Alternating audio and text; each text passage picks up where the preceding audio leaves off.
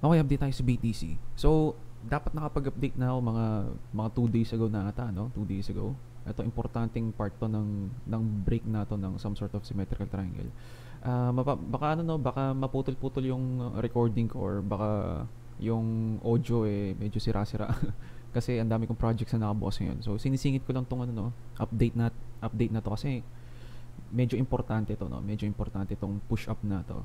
So, last updates natin, no, inaabangan natin yung 0.5 at yung 0.618, no? So, dito sa mga area to, makikita natin meron tayong nahihirapan tayo dito sa 0.5. So, matagal tayong dito, no? 0.5. At hindi tayo naka-create ng lower low, no? Hindi tayo naka-create ng lower low.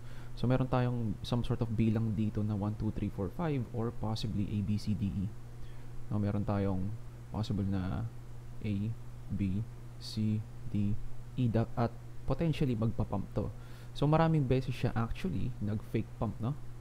Meron siya dito sa letter D, fake pump, letter D. Meron siya dito sa part na to, medyo fake pump. Ito medyo pasok na 'yon, no? Pasok na, no? At bumalik na naman tayo dito at at lumabas na naman tayo. So titingnan natin yan sa 4 hours. So medyo medyo tahimik ako mag-TA ngayon kasi 4 AM na. So makikita natin medyo balimbing si BTC, no? Kaya hindi ko masabi, no, with high confidence kung anong gagawin ni BTC dito sa area to, kasi may possibility tayo mag-push up hanggang 0.618 area, no? So nag-push up na tayo, makikita natin ang mga candles natin tumatambay dito, no? Magkakaroon ng some sort of break. I-retest niya yung 618. Ito yung 618, yung ilalim na golden line, 618. Then push up ulit. So napakaganda, no? So eto, opportunity to. Buti lang ano, no, busy ako, hindi ako nakapag-trade dito, no? Hindi ako nakapag-trade. Yung short ko dito sa mga at saan ba yun? Dito sa part na to sa letter D, na take ang tawag dito, na stop loss na. So okay lang. Etong part na to, mas okay ako na hindi ako nakapag-trade, no, kasi busy, no. So sinuwerte ako, no. Sinuwerte kasi ang gagawin ko dapat diyan, mag-short ako dito sa mga area to, no. So kung andi dito sa mga area to, nakita ko to with low volume. Tingnan natin ang volume, ha. Oh, actually hindi low volume to, no.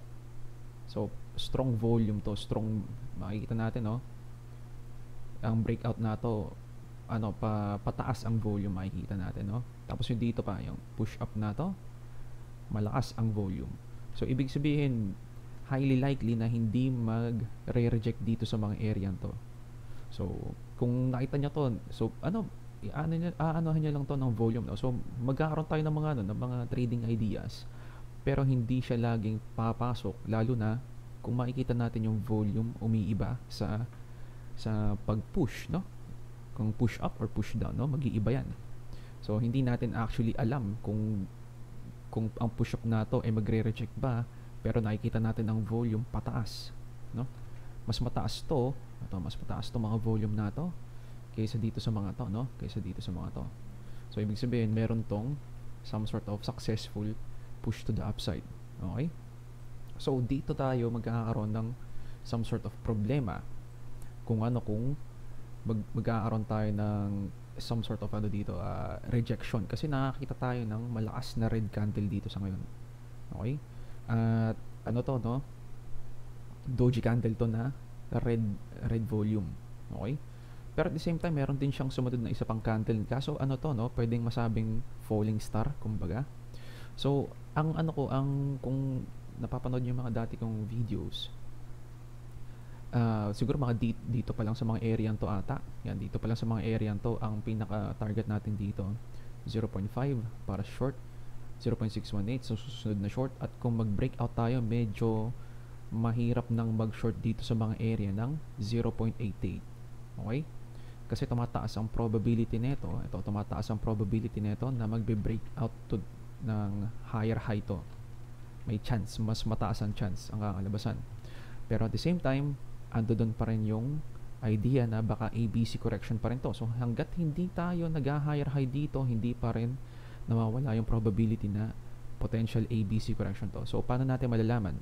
So ang isa sa mga kailangan nating malaman, ang maximum target nito madalas kapag ABC correction, maximum target to, ibig sabihin final chance na to ng bears. Okay, final chance 0.88. Ito ang final target. Kapag lumagpas dyan, wala nang case for the bears. Labasan, no? So, at most likely, magpapump to. Okay? Magandang sign for the bulls to. Lalo na yung volume natin pataas. Pero kailangan, yun nga, warning ko sa inyo, no? Mapapansin natin, itong mga volume dito, mas matataas to kumpara dito. Okay? Ang red volume na to, ito ang tawag dito, indecision tong gantong klase, no, doji candle, ng indecision natin, masyado malaki ang volume. Okay? So, meron tayong some sort of pit stop dito. Mapapansin natin yung pit stop no, na nasa 0.88. At possibly nag-wake up tayo dito. Okay? So, medyo mag-iingat tayo kung gusto natin mag-short dito. At ganun din, iingat rin tayo kung gusto natin mag-breakout trade. Okay? Ng long. Kasi pag nag-breakout trade tayo ng long dito, papansin natin, pataas ang red volume. At the same time, malakas rin ang push to the upside ng green volume natin. So, yung short dito, medyo delikado rin. Okay? So, ang mga opportunity ng short dapat dito lang or dito sa mga area to. No? So, kung nakapag-short kayo dito sa mga to, na-take profit kayo dito, dito, dun sa ABCDE na to, no? Yan. So, ang kakalabasan, kung titignan natin ang pinaka-target netong week up na to at iisipin natin kung ABC correction lang to na malaki, no, kasi meron tayong some sort of potential head and shoulders pattern dito, no, ganyan, no, at in case na ito na yung next shoulder, medyo delikado para sa bulls, pero sa ngayon maganda pa ang itsura ng pump natin sa ngayon, pero kung compare natin to dito, medyo hindi natin sure. Okay? Pero sunod-sunod na mga green volume to, so goods pa rin naman yun. Okay, so titignan natin kung ABC correction to, hanggat hindi tayo nakaabot dito ng above neto, no, hindi pa rin tayo fully bullish dito, hindi rin tayo fully bearish dito kasi malakas ang push, no. Titignan natin sa fibs natin. So ang pinaka-target ng C-wave, so meron tayong 0.618, meron tayong 1 fib, at meron tayong 1.272. So most likely nakalagpas na to ng 618, nakalagpas na rin to ng 1 fib.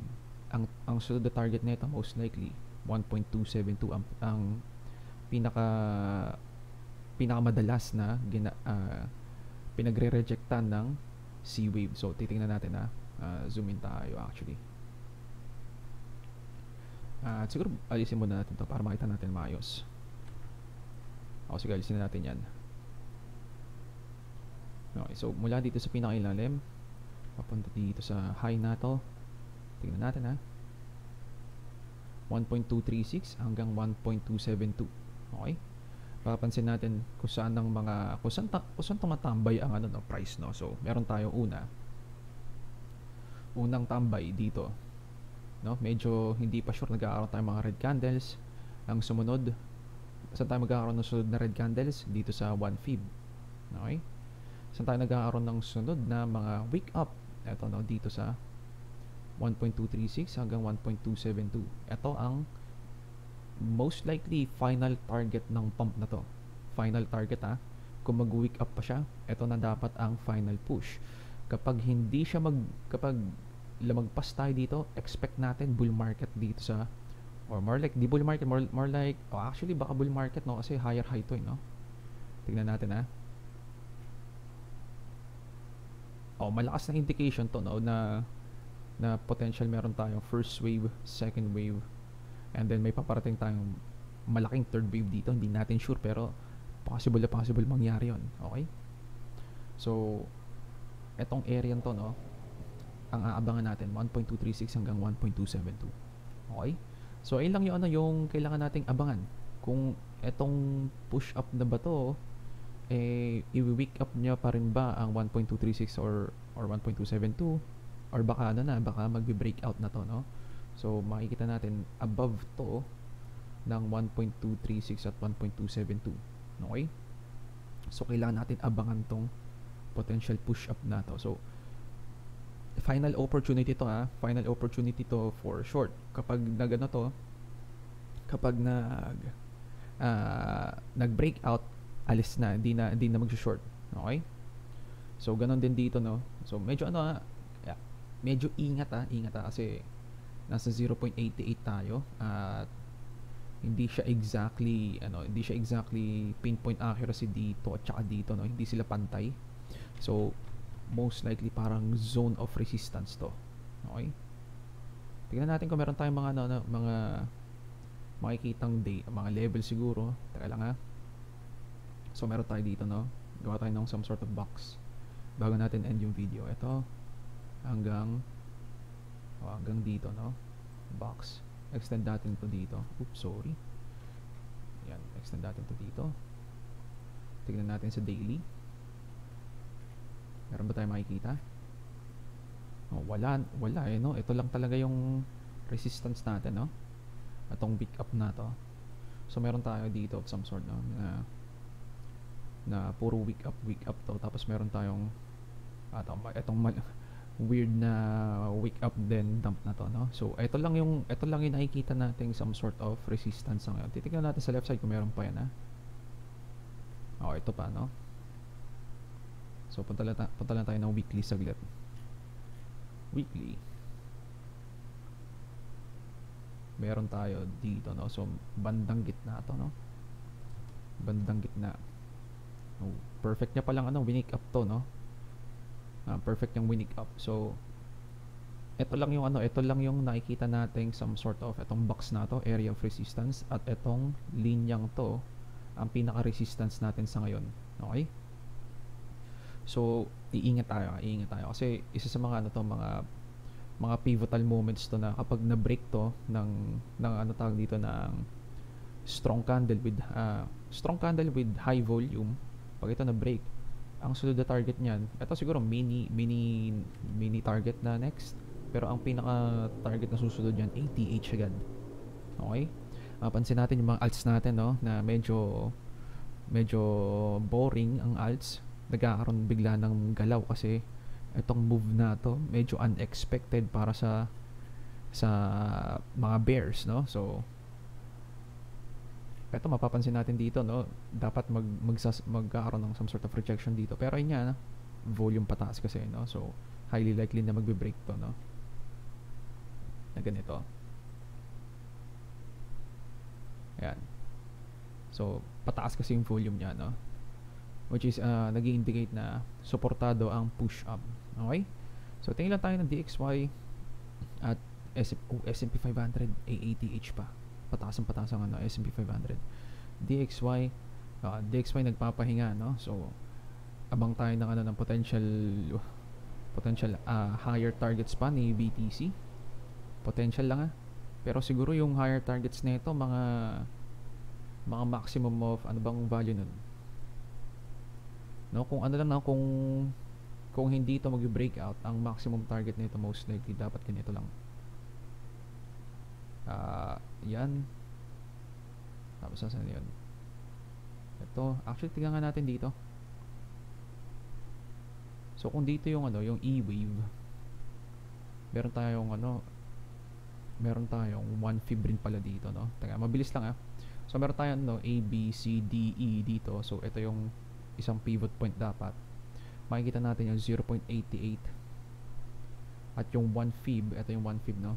Hindi na makita ng maigi. Ito yung 1 fib. At dito rin siya sa area to na hindi pa tayo actually nagko-close above, no. Pero kung hindi dyan, sabihin natin dito pa rin, dito sa etong ilalim na to, yan, ang pinaka-target natin most likely itong mga area to, no. Okay, so ayun lang siguro update natin. Kung magte-trade tayo, ingat sa trades, kasi malakas ang galaw ni BTC ngayon. Okay, so ayun lang, ingat sa trades at GG's boys.